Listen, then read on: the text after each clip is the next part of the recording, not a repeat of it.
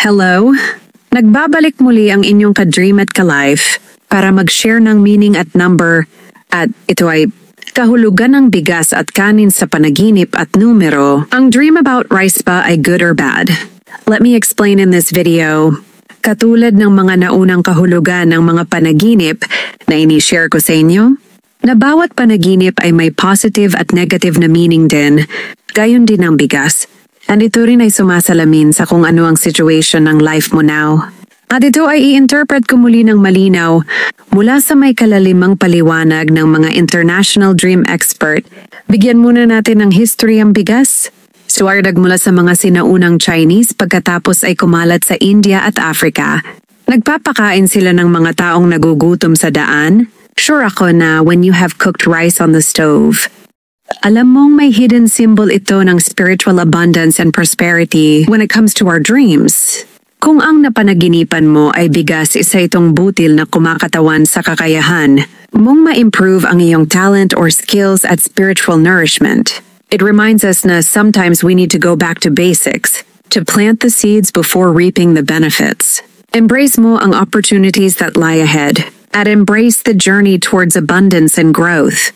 Tumutukoy din ito sa spiritual and material prosperity, wealth, and purity.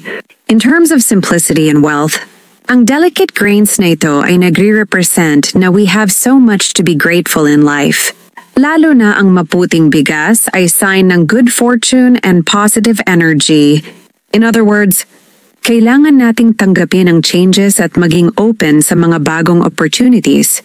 And ang happiness and prosperity sa waking life, if you allow yourself to tap into the smaller grains of your goals in life, tandaan na ang life is like stepladder, kailangan mong akyatin para makarating sa taas.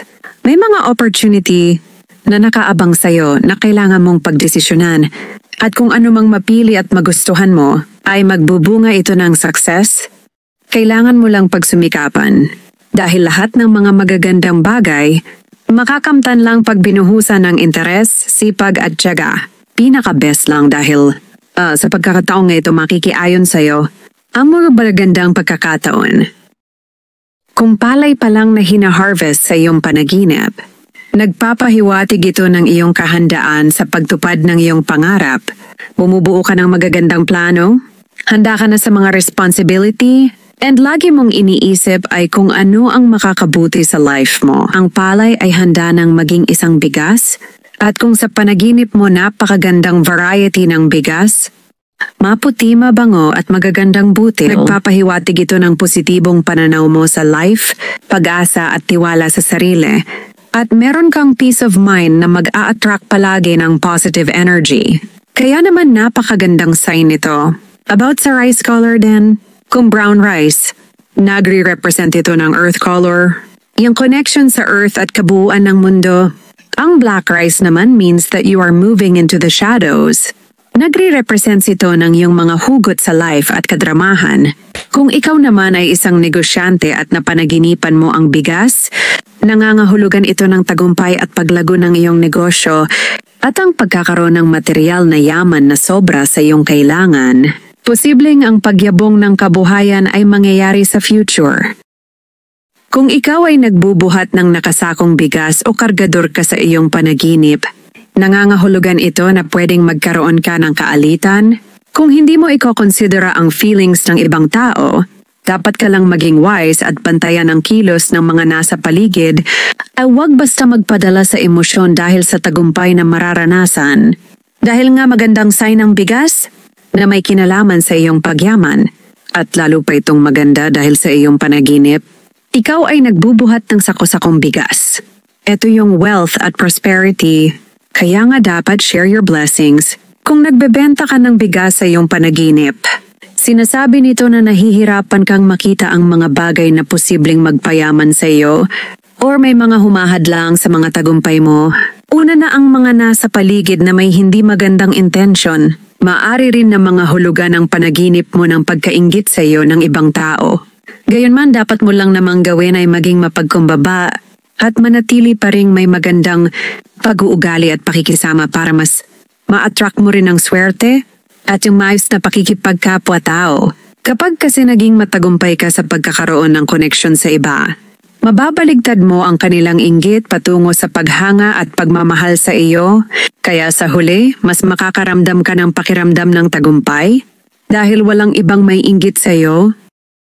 Kung sa panaginip mo ay kanin na siya, meaning sinayang na already cooked generally signifies satisfaction, contentment, at abundance sa life. Nagre-represent din ng feeling of being well-nourished and having enough of what you need, both materially and emotionally, often associated with positive life changes or blessings coming your way.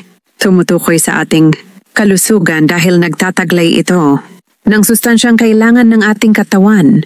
Pakiramdam ng pagiging kontento ng kung anong meron tayo, umagaang pamumuhay at mapayapang pag-iisip. Stress-free ika nga.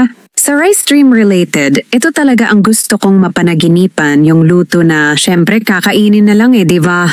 At kung sa panaginip mo kinakain mo ang kanin with your friendships or family, it can symbolize strong family bonds and a sense of belonging.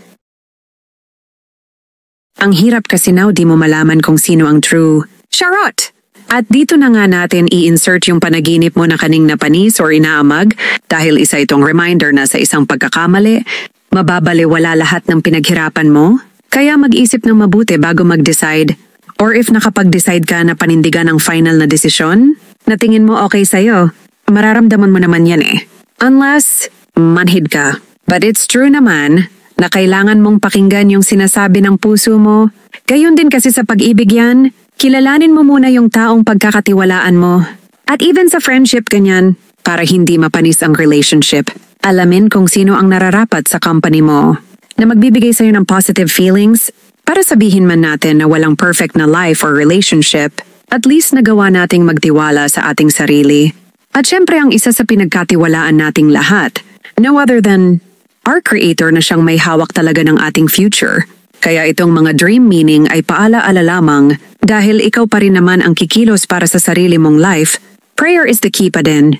O siya, eto na muli ang kabuuan ng aking interpretation.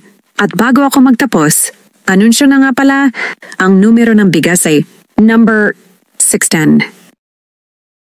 Thanks sa subscribe. Palambing na din ang hit nitong notification bell. Like, share, comment na din.